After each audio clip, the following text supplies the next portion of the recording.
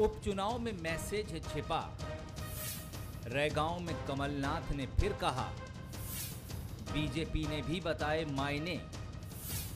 उपचुनाव के अपने अपने मायने। मध्य प्रदेश में हो रहे उपचुनाव से ना तो सरकार बननी है और ना ही गिरनी है, फिर भी इसके कुछ न कुछ मायने हैं। 4 सीटों पर हो रहे उपचुनाव में संदेश छिपा है। जनता के इसी संदेश को कमलनाथ जानना चाहते हैं, इसलिए रैगांव विधानसभा में प्रचार के दौरान वो मंच से मायने समझाते दिखे। इससे पहले वो पीसीसी में भी कांग्रेस नेताओं के बीच इस तरह की बातें करते दिख चुके हैं। आज का चुनाव, उपचुनाव के भी अपने मायने होते हैं। इस चुनाव से कोई गवर्नमेंट बनने नहीं, बिगड़ने नहीं, पर आपको खास करके नौजवानों को संदेश देना है कि हम सतना के लोग भोले वाले हैं, गरीब हैं, बेरोजगार हैं, सरल स्वभाव के हैं, पर हम मूर्ख नहीं हैं। ये तो रहे कांग्रेस के मायने, लेकिन बीजेपी इस चुनाव को लेकर क्या सोचती है? तो इसका जवाब बुरहानपुर में हुई बीजेपी के राष्ट्रीय महासचिव कैलाश विजयवर्गीय की सभा से मिलता है। और तो और प्रदेश अध्यक्ष वीडी शर्मा भी इस पर बयान दे चुके हैं। देखिए, इस चुनाव से प्रदेश की राजनीति में कोई फर्क नहीं पड़ेगा, देश की राजनीति में कोई फर्क नहीं पड़ेगा। हारे या जीते, शिवराज जी मुख्यमंत्री बने रहेंगे, नरेंद्र मोदी जी प्रधानमंत्री बने रहेंगे। फर्क अगर पड़ेगा तो इस प्रदेश की, इस क्षेत्र की जनता को। पूरा भारतीय जनता पार्टी का तंत्र प्रत्येक बूथ पर लगा है और हमारा केवल एक कोई चुनाव नहीं है, आगे की रणनीति भी है इस चुनाव के अंदर। उपचुनाव में एक तरफ कांग्रेस के मायने हैं तो दूसरी तरफ बीजेपी के, लेकिन ये सब तय तब होंगे जब जनता अपना मत देगी। तो फिर इंतजार कीजिए नवंबर का, जब 30 अक्टूबर की वोटिंग का रिजल्ट आएगा। फिर मालूम चलेगा कि लोग किसके साथ हैं, फूल छाप या फिर हाथ। वैसे यहाँ एक खास बात ये भी है कि इस उपचुनाव में 3 विधानसभा और 1 लोकसभा सीट है, तो ऐसे में मैसेज केंद्र और राज्य दोनों के लिए ही होगा। नमस्कार, मैं हूं मनोज सैनी और हमारा आज का मुद्दा है उपचुनाव किसका चुनाव। जी हां, क्या सिर्फ जीत हार के ये चुनाव है या इस चुनाव में आक्रोश है, या फिर ये मुद्दों पर आधारित है? राजनीतिक दलों के लिए इसके कई मायने हैं जो एक दूसरे से अलग अलग भी है। आज हम इसी पर चर्चा करेंगे और इससे समझ भी पाएंगे कि आखिर इसके मायने है क्या। तो मेरे साथ 3 मेहमान जुड़ रहे हैं। पंकज चतुर्वेदी साहब है, भारतीय जनता पार्टी के प्रवक्ता। पंकज जी, बहुत स्वागत है आपका। फिरोज सिद्दीकी जी है, प्रवक्ता कांग्रेस के, आपका भी बहुत स्वागत है। और दिनेश गुप्ता जी है, वरिष्ठ पत्रकार, सर आपका बहुत स्वागत है। पंकज जी, आपसे ही समझ लेते हैं, क्योंकि ये जो चुनाव है, ये बात तो सच है कि जीत हार जिसकी भी हो, न सरकार के ऊपर इसका असर पड़ेगा, न केंद्र सरकार पर असर होगा। फिर भी हम देख रहे हैं कि भारतीय जनता पार्टी ने सब कुछ लगा दिया दांव पर। देखिए मनोज जी, भारतीय जनता पार्टी की अपनी एक रीति रणनीति है, चुनाव लड़ने की एक मानसिकता है, और उसमें भारतीय जनता पार्टी के कार्यकर्ता और नेता और संगठन किसी भी चुनाव को छोटा चुनाव बड़ा चुनाव के रूप में नहीं लेते। एक ही लक्ष्य होता है कि चुनाव में जीत हासिल करना। अभी विश्व कप 2 में मनोज जी प्रारंभ होने वाला है, उसमें अभ्यास मैच हैं भारतीय टीम की, जिनका परिणाम पर कोई प्रभाव नहीं पड़ना, पर इंग्लैंड को भी हमने हराया और ऑस्ट्रेलिया को भी हमने हराया। क्यों हराया? कि वो जो जीत की मानसिकता है, जीत का जो अभ्यास है, जीत का जो प्रक्रिया है और जीत के जो अवयव हैं, जीत के जो कारक हैं, उन सब पर हम सतत ध्यान करते हैं। इसीलिए तो कहा जाता है कि जब भी चुनाव हो तो भारतीय जनता पार्टी सदैव तैयार है। कारण मनोज जी स्पष्ट है कि हम चुनाव के समय चुनाव की तैयारी नहीं करते। वर्ष भर हमेशा भारतीय जनता पार्टी का कार्यकर्ता कायम में भी रहता है जन संवाद, जन कल्याण, जनहितैषी योजनाओं में। मुख्यमंत्री जी आप देख लीजिए, पूरे प्रदेश का एक एक ब्लॉक, एक एक गांव, एक एक तहसील, जहां कईयों बार माननीय मुख्यमंत्री जी के दौरे हो चुके हैं। आवश्यकता सिर्फ इस बात की है कि सतत जनसंपर्क रहे, जन संवाद रहे और आपकी जो जन विकास की योजना है। और इसीलिए भारतीय जनता पार्टी का मंत्र बहुत स्पष्ट है कि हम 3 बिंदुओं पर चुनाव लड़ रहे हैं। पहला बिंदु विकास, दूसरा विकास, तीसरा विकास। अपने श्रेष्ठ कार्यों को सर्वश्रेष्ठ कैसे करना है, और इसके लिए परिवर्तन के लिए जनता की आशीर्वाद की आकांक्षा और अभिलाषा। लेकिन प्रदेश अध्यक्ष जो कह रहे हैं कि इसमें कुछ और भी दिखाई देगा, वो खुद भी मान रहे हैं इस बात को कि इसमें आगे का भी बहुत कुछ दिखेगा। तो क्या 23-24 दिख रहा है आगे? यानी 23-24 बिल्कुल। देखिए मनोज जी, इसके बाद यदि मध्य प्रदेश में कोई बड़े चुनाव की बात की जाए जिनसे कुछ परिवर्तन मध्य प्रदेश में हो सकता है, वो है 23 के विधानसभा चुनाव और 24 के लोकसभा चुनाव। इसीलिए मैंने आपसे आग्रह किया कि भारतीय जनता पार्टी कोई चुनाव के उद्देश्य से लड़ने वाला दल नहीं है। भारतीय जनता पार्टी देश प्रदेश के विकास, जन कल्याण और कैसे हम अपनी मातृभूमि को और बेहतर और श्रेष्ठ कर सकते हैं, कैसे जन कल्याण के लिए जो पंडित दीनदयाल उपाध्याय का सपना था कि जो सबसे अंतिम पंक्ति का व्यक्ति है उसको कैसे सबल, सशक्त बनाया जाए, समर्थ बनाया जाए, इस पर भारतीय जनता पार्टी का कार्यकर्ता काम करता है। और इसके लिए सतत प्रवास है, सतत योजनाएं, निरंतर संपर्क है, और यही जो है भारतीय जनता पार्टी की विशिष्टता भी है और शक्ति भी है। फिरोज सिद्दीकी जी, देखिए, ऐसा है, कमलनाथ जी का स्पष्ट संदेश है कि उन्होंने अपनी सरकार के बारे में जानकारी दी कि मेरी 15 महीने की जो सरकार थी जिसमें 11 महीने हमें काम करने मिला है, तो हमने कैसे गरीबों के लिए काम किया, किसानों के लिए काम किया, आम लोगों के लिए फ़ायदे की जो योजनाएं बनाई वो आपके सामने है। और 18 साल की आपकी सरकार है माननीय शिवराज जी की, तो शिवराज जी जवाब दें कि उनकी सरकार में क्या है। जो रणनीति का सवाल है, तो रणनीति ये है कि भारतीय जनता पार्टी में जो खींचतान चल रही है और जो मैसेज उनके प्रदेश अध्यक्ष माननीय वी.डी. शर्मा जी देना चाहते हैं कि वो ये चुनाव ये निर्भर करेंगे कि इस चुनाव के बाद मध्य प्रदेश में भारतीय जनता पार्टी का मुखिया कौन रहेगा, कौन नहीं रहेगा, क्या होने वाला है। इसमें ये सारी चीज़ें जो गणित हैं वो भारतीय जनता पार्टी के सामने है। और हम एक चीज़ और साफ साफ देख रहे हैं कि भारतीय जनता आप अपना गणित भी तो बता दीजिए। आप नहीं, हमारा गणित स्पष्ट है। चारों विधानसभा सीटों में, 3 विधानसभा सीट और 1 लोकसभा में कांग्रेस पार्टी हर लिहाज से भारतीय जनता पार्टी से आज आगे है। चाहे प्रचार की बात करिए आप, चाहे हमारे कैंडिडेट सिलेक्शन की बात करिए, मुद्दों की बात करिए, भारतीय जनता पार्टी हमारा नैरेटिव नहीं बदल पाई, लेकिन भारतीय जनता पार्टी को हम हमारी पिच पे खिला रहे हैं। और लगातार एक सवाल पूछे जा रहे हैं, महंगाई क्यों है, पेट्रोल डीजल क्यों महंगा है, क्यों बेरोज़गारी है, क्यों रेगांव में कॉलेज नहीं है, क्यों रेगांव में किसानों को पानी नहीं मिल रहा, खाद नहीं मिल रहा, बीज नहीं मिल रहा। तो ये सारे मुद्दे जो हैं भारतीय जनता पार्टी कहीं जवाब नहीं दे पा रही। भारतीय जनता पार्टी कभी इधर जाती है, कभी उधर जाती है, कभी ये सवाल करती है, कभी वो सवाल करती है, लेकिन भारतीय जनता पार्टी के पास जवाब नहीं है। सभी नेता मिलके जवाब नहीं दे पा रहे। मतलब पूरा मध्य प्रदेश के नेता लग गए, उसके बाद यूपी से नेता बुला लिए, उसके बाद केंद्रीय मंत्री आ गए। अब 4 उपचुनाव आप कह रहे हैं कि प्रचार में आप आगे, प्रचार में तो भारतीय जनता पार्टी फिर भी हम आगे। आप देखिए, आप वही तो मैं कह रहा हूँ। देखिए, अगर आप नुक्कड़ सभाएं देखेंगे तो कांग्रेस की ज्यादा है।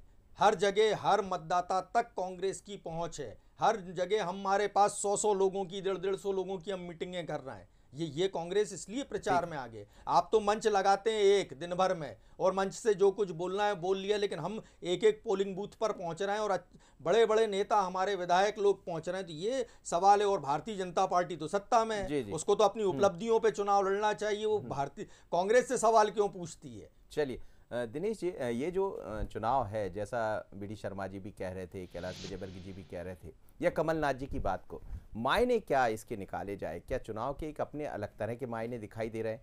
2023-24 भी सामने होगा, कई ऐसे मुद्दे हैं, महंगाई जैसे मुद्दे, जो भी इसमें जीत हार होगी, तो क्या वो भी सब दिखाई दे रहा है? इसलिए अलग तरह से अब चुनाव धीरे धीरे कर उस तरफ चल पड़ा है। भारतीय जनता पार्टी ने पूरा सब कुछ दांव पर लगा दिया है। दूसरी तरफ जैसा कांग्रेस का दावा है कि हम भी उसी तरह एक अलग रणनीति पर चल रहे हैं। जो बीजेपी की पहले रणनीति रहा करती थी, अब कांग्रेस भी उसी रणनीति पर दिखाई दे रही है। मनोज जी, उपचुनाव को आप जैसे चाहें वैसे देख सकते हैं जी। आप विपक्षी दल के हिसाब से देखना चाहें तो आपको उसके हिसाब से मुद्दे दिखाई देंगे, और सत्ताधारी दल के हिसाब से देखना चाहेंगे तो आपको उस तरह से। एक चीज़ जो आपने देखा होगा कि बड़े कॉमन, कमलनाथ जी भी कह रहे हैं और कैलाश विजयवर्गीय भी कह रहे हैं कि इस चुनाव से सरकार पर कोई फ़र्क नहीं पड़ना।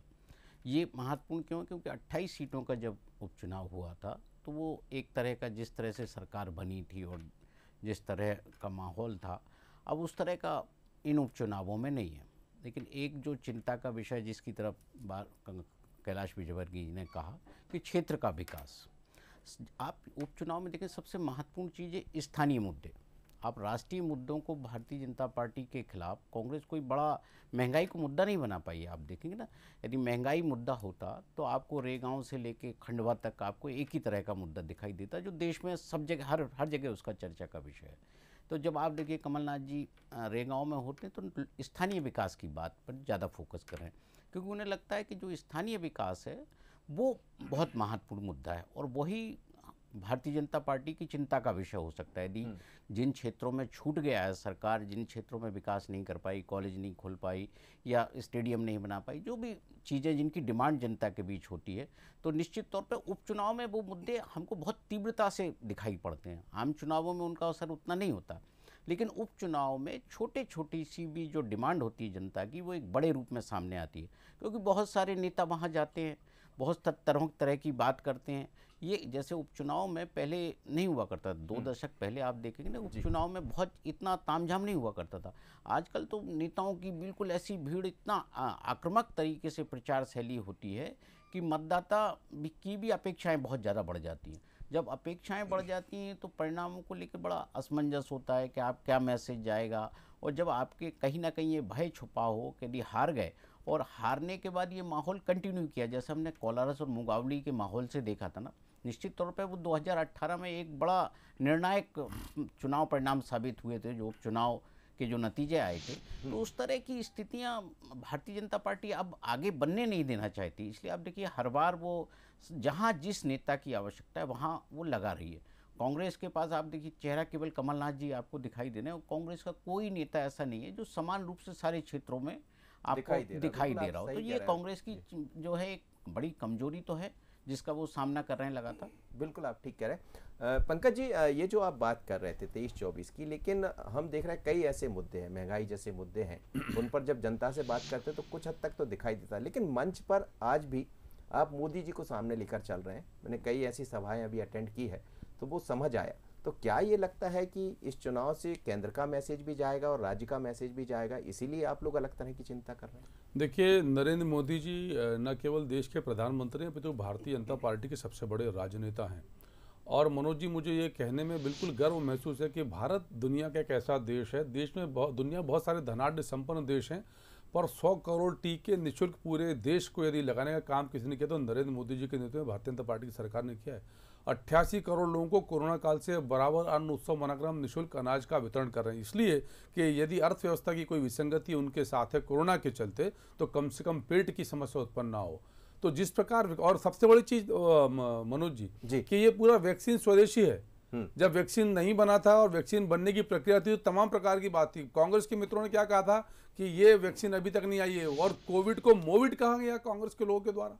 इस प्रकार का दुष्प्रचार किया गया, और आज परिणाम सबके सामने है कि 257 दिनों में भारत के 100 करोड़ लोग वैक्सीनेटेड हैं, और स्वदेशी वैक्सीन के साथ। तो मोदी जी को तो क्यों नहीं सामने रखा जाएगा? हमको गर्व है कि नरेंद्र मोदी जी भारतीय जनता पार्टी के राजनेता हैं। ये माना जाए कि नोटबंदी का जब मुद्दा सामने आया, उसके बाद चुनाव हुए, आपने जीत हासिल की, कई जगह सरकार आपकी बनी, तो क्या उसी तरह कोविड का भी एक मुद्दा जो कांग्रेस लगातार उठाती रही है, या अभी भी हर मंच पर दिखाई दे रहा, यदि ये चुनाव आपकी तरफ जाते हैं जैसा आप लोग नहीं जाएंगे, तो क्या ये माना जाए कि उस पर भी एक मोहर लग जाएगी कि नहीं, जनता आपकी बात को नहीं मानती? देखिए मनोज जी, बहुत सारी चीजें, मैं आपको मध्य प्रदेश के संदर्भ में यदि बात करूं, 2003 से 2021 आ गया। मध्य प्रदेश में कोई छोटा चुनाव, बड़ा चुनाव, लोकसभा, विधानसभा, राज्यसभा, पंचायत चुनाव, नगर निगम, नगर पालिका, कौन जीतता है? भारतीय जनता पार्टी के प्रत्याशी पर जनता की कृपा बरसती है। 2018 के विधानसभा चुनाव में 109, 114 इतने मामूली अंतर से कांग्रेस पार्टी की सरकार बनी, और क्या स्थिति हुई वो सबके सामने है। और फिर 28 सीटों का जब उपचुनाव था तो यही नारे लगते थे, 28-0 से जीतेंगे, साफ कर देंगे। दुनिया भर के आरोप प्रत्यारोप भारतीय जनता पार्टी के नेताओं पर लगाए गए, पर वही नेता जो कांग्रेस के टिकट पर चुनकर आए तो उन्होंने कांग्रेस की सदस्यता त्यागी, चुनाव चिन्ह त्यागा, कांग्रेस को त्याग किया, और दोबारा लोकतंत्र की अग्नि परीक्षा से जीतकर भारतीय जनता पार्टी के चुनाव चिन्ह पर जीतकर आए, और 8-9 सीटें मिली कांग्रेस पार्टी को। जैसा दिनेश जी ने कहा कि वो चुनाव निर्णायक चुनाव था, तो निर्णायक चुनाव हो या सामान्य चुनाव हो, उपचुनाव हो या आम चुनाव हो, भारतीय जनता पार्टी कोई कोर कसर नहीं रखेगी। क्यों? क्योंकि हमारा दायित्व आज रेगांव में हम क्यों कांग्रेस के प्रतिनिधि को अवसर देंगे, क्यों पृथ्वीपुर में कांग्रेस के प्रतिनिधि को अवसर देंगे, खंडवा में क्यों अवसर देंगे, या जोड़ में क्यों अवसर देंगे? हम चाहते हैं कि हर जगह भारतीय जनता पार्टी का प्रतिनिधि जनता का प्रतिनिधि हो, ताकि जन विकास का जो सामंजस्य भारतीय जनता पार्टी के प्रतिनिधि का है, विधायक का है या अन्य प्रतिनिधि का है, वैसा सामंजस्य और वो भाव बना रहे, और भारतीय जनता पार्टी की विकास की धारा में मध्य प्रदेश की धारा और इसमें कहीं दमोह तो नहीं छिपा है? देखिए, मैंने आपको क्या कहा, आप यदि आकलन करें तो मैं तो चुनौती देता हूं कि कांग्रेस दमोह पैटर्न, अब कांग्रेस बात नहीं कर रही मनोज जी इस उपचुनाव में पहले कांग्रेस दमोह पैटर्न, इस पूरे उपचुनाव में भी कोई दमोह पैटर्न की पिछले 10 दिन से कोई बातचीत नहीं। क्या है दमोह पैटर्न? इसके पास अलावा कोई पैटर्न नहीं था। अगर इनके पास दमोह पैटर्न है तो हमारे पास 28 उपचुनाव का पैटर्न है, 2003 से लेकर 2018 तक की जीत का पैटर्न है, अब इन जीत के पैटर्न है। तो कांग्रेस पार्टी जो है वो अपने पैटर्न को तय करती रहे, पर सबसे बड़ी समस्या यह है कि है कौन। दिग्विजय सिंह जी लापता है और वो उसका कारण बहुत स्पष्ट हो, कहते हैं कि मैं जहां जाता हूं तो मेरे जाने से कांग्रेस पार्टी आज आ गए फिरोज जी, आज आ गए तो भला कर रहे हो, भला कर रहे हैं भारतीय जनता पार्टी का। आज आ गए वो, आज दिखे मैदान में दिखाई दिए हैं और उनका प्रोग्राम भी देर से आज मनोज जी। फिरोज जी, सुना सिंधिया जी के पोस्टर नहीं लगाए तो वो हमारी जो डबरा वाली बहन थी इमरती देवी जी, वो बहुत नाराज हो गई, लाल पीली हो रही थी। कमलनाथ जी का मैसेज बिल्कुल साफ है कि जो डायरेक्टर है वो एक्टर को, सिंधिया जी भी कल आ रहे हैं। हाँ, तो अब आ रहे हैं, अब पोस्टर वोस्टर में जगह मिलेगी। दमोह में तो दमोह में भी नहीं मिली थी, तो भारतीय जनता पार्टी दमोह पैटर्न पे भारतीय जनता पार्टी जरा ज्यादा है। आज बड़े बड़े होर्डिंग बन गए, आप चिंता मत करिए, कल आपको दिखने वाला। चलिए ठीक है, अच्छी बात है। वो इमरती जी को दिखा देते तो कम से कम जो बहुत नाराज हो रही थी वो कम से कम नाराज नहीं होती। अब कमलनाथ जी का मैसेज साफ है कि जो सरकार जो है बेलगाम हो गई है, कि रोज़ पेट्रोल के भाव बढ़ते हैं, रोज़ डीजल के भाव बढ़ते हैं, सिलेंडर के भाव बढ़ते हैं। अब तो वो जो उज्ज्वला का सिलेंडर है वो कबाड़ में बिकता हुआ नज़र आ रहा है। तो जो एक्टर है एक्टर की रवानगी तय होने वाली है जी। नया जो डायरेक्टर है वो उसको रवाना करने वाला है, और जो साइड हीरोज थे वो सारे के सारे विलन बन गए, वो अभी देखने को मिल रहा है। और मेरी बात पूरी हो जाने दीजिए। अब जो 100 करोड़ लोगों को वैक्सीन नहीं लगी है, मात्र जो वैक्सीन लगी है वो 74 करोड़ लोगों को लगी है। 74 करोड़ को लग गई आपके हिसाब से? जी नहीं, वो तो हमने डेटा निकाल के दे दिया। और चाइना जो है वो हमसे कई गुना आगे निकल गया, वो 203 करोड़ में वैक्सीन लगा चुका है और हम अभी 100 करोड़ पे ही हैं, और अभी भी हमारी 50% से ज़्यादा आबादी रह गई। अब हम ये कहते हैं कि जो स्वदेशी वैक्सीन है, तो स्वदेशी वैक्सीन जो है भारत बायोटेक, जिसको कोवैक्सीन कहते हैं, वैक्सीन वाली बात होगी ना, तो फिर बहुत सारी बात। हाँ, तो मैं वही कह रहा हूँ, उसको भी नहीं मिली। अब जो भारतीय जनता पार्टी की स्थिति है, भारतीय जनता पार्टी में जो संघर्ष की है, जो गुटबाजी है, वो पूरी पार्टी ये चाहती है कि जो विधानसभा चुनाव है, उपचुनाव जब भारतीय जनता पार्टी हारेगी, और जैसी गुटबाजी आपको वहाँ दमोह में देखने मिली थी, वो पूरी गुटबाजी चारों जगह। पंकज जी कुछ कह रहे हैं, एक मिनट सुन लीजिए। मनोज जी, कांग्रेस पार्टी में दमोह पैटर्न नहीं, मोह पैटर्न है, पुत्र मोह का पैटर्न है। जयवर्धन सिंह का मोह दिग्विजय सिंह जी को है, और नकुलनाथ का मोह कमलनाथ जी को है। तो वो दमोह पैटर्न पर कांग्रेस काम नहीं कर रही, वो मोह पैटर्न पर काम कर रही है। और यही स्थिति है कि फिरोज का कुनबा, फिरोज गांधी जी कुनबे की बात कर रहा हूँ, ये कांग्रेस पार्टी जो फिरोज का कुनबा है, स्थिति खराब है। तो मेरे कांग्रेस को सुझाव है कि पहले अपने फिरोज के कुनबे को, जो फिरोज गांधी जी के परिवार का कुनबा जो कांग्रेस में है, उसको पहले संभालें, सुरक्षित करें। मतलब ये चुनाव इसलिए भी महत्वपूर्ण है कि आने वाले जो जिन नामों का आप जिक्र कर रहे हैं, या भारतीय जनता पार्टी में कांग्रेस, आपके यहाँ भी ऐसा ही कुछ है, नए नाम दिखाई दे रहे हैं, तो उनके लिए भी चिंता का विषय तो होगा ना। कहा मेरे से पूछे मनोज? हाँ, आपसे। देखिए, भारतीय जनता पार्टी में तो मनोज जी सब नया ही होता है। विष्णुदत्त शर्मा जी साधारण भारतीय जनता पार्टी के कार्यकर्ता, भारतीय जनता पार्टी मध्य प्रदेश के अध्यक्ष। शिवराज जी साधारण किसान परिवार था, मध्य प्रदेश के मुख्यमंत्री। नरेंद्र मोदी जी चाय बेचते बेचते देश के प्रधानमंत्री। अमित शाह जी बूथ के अध्यक्ष, 40 साल पहले देश के गृह मंत्री। और भारतीय जनता पार्टी में नड्डा जी राष्ट्रीय अध्यक्ष, अध्यक्ष कौन होगा नहीं मालूम, पर वहां म्यूजिकल चेयर रेस है। फिरोज के कुनबे में सोनिया जी, राहुल जी, और अब प्रियंका जी ने क्या कहा, लड़की हूं, लड़ सकती हूं। उन्होंने राहुल गांधी को संदेश दिया है कि भैया तुम मत कुर्सी पे कब्जा समझाओ, लड़की मान मुझे कमजोर मत समझो, मैं लड़ सकती हूँ। और राहुल गांधी से लड़ाई है उनकी, राहुल प्रियंका वाड्रा की लड़ाई राहुल फिरोज जी से लड़ाई है। बाहरी उम्मीदवारों की दम पे जो है प्रियंका वाड्रा का जो संघर्ष है, लड़की लड़ सकती हूँ, राहुल फिरोज के लिए संदेश है। दो लोगों फिरोज के कुनबे में जो संघर्ष चला है, और एक भारतीय जनता पार्टी जो है, कांग्रेस तो कम से कम बना सकती है। मैंने आपको मौका दे दिया था। कांग्रेस तो कम से कम अपना अध्यक्ष खुद चुनती है। अभी हमारे 2022 में कौन चुनती है? फिरोज के कुनबे से ना, हम किसी को भी फिरोज के हमारा है। अरे हमको ये तो बता दो आप कि आप कब अपना अध्यक्ष चुनोगे? अरे हमारे तो जब समय पे चुन लिया जाएगा, इतनी पतली सी पर्ची आती है जो नागपुर से, वो आपका अध्यक्ष हो जाता है। पर्ची पढ़ के बता दिया ये अध्यक्ष है। भाई कब चुनाव लड़ा के आप अध्यक्ष करोगे? जिसको लड़ना है आ जाए उनके सामने चुनाव लड़ ले। महत्वपूर्ण है दोनों के लिए। आगे की लाइन क्या है? हमने प्रधानमंत्री मनमोहन सिंह जी को बनाया, अध्यक्ष कौन होगा? ऐसा क्या हुआ कि प्रियंका गांधी बाहर निकली और पूरी की पूरी भारतीय जनता पार्टी घर में चली गई? ऐसा क्या हुआ कि गृह मंत्री का बेटा जो है जेल चला गया? ऐसा क्यों है? और अगर है तो हम उनको अध्यक्ष मानते हैं। दिनेश जी, ये जो चर्चा चल रही है, कुछ नामों का जिक्र भी हो रहा है, क्या एक नई पीढ़ी जिसका बार बार चाहे बीजेपी की बात करें या कांग्रेस की बात करें, इसलिए भी ये चुनाव अलग होंगे? नहीं, बिल्कुल नहीं मनोज जी। जी जी। इसका इन चुनावों का किसी पीढ़ी परिवर्तन से बहुत कोई संबंध नहीं है। आप कांग्रेस में देखेंगे तो उनकी जो राजनीति है, आप मध्य प्रदेश ही क्यों, आप राजस्थान चले जाइए या दूसरे राज्यों में चले जाइए, कमलनाथ जी हैं तो वहाँ अशोक गहलोत हैं, तो पीढ़ी परिवर्तन का तो वहाँ तो कोई सवाल ही नहीं है। और मध्य प्रदेश में आप ये देखिए कि ये परिवर्तन की बात कितने सालों से चल रही है कि परिवर्तन हो रहा है, शिवराज जी का कोई विकल्प आ रहा है। तो ये जो स्थितियां हैं राजनीतिक अनुमान के आधार पर होती है। ये एक जो है, हम जब विश्लेषण करते हैं ना तो हर चुनाव में ये देखते हैं कि यदि हार गई सत्ताधारी दल तो क्या नेतृत्व का परिवर्तन होगा, इस तरह के सवाल होते हैं।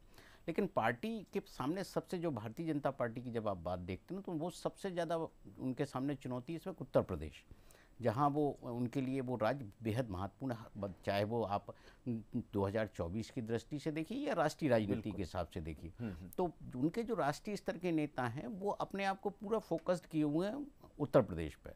कांग्रेस पार्टी में जो मध्य प्रदेश में नेता हैं उनका कोई उत्तर प्रदेश में बहुत बड़ा योगदान तो है नहीं है कि वो उसको लेकर वहाँ सक्रिय हों। दिग्विजय सिंह जी हैं, आप देखिए, लेकिन वो मुद्दों के जो कमेटी है वो उस कमेटी के चेयरमैन हैं। लेकिन अभी तक आपने कोई बड़ा मुद्दा ऐसा देखा हो कि कांग्रेस पार्टी बना रही है?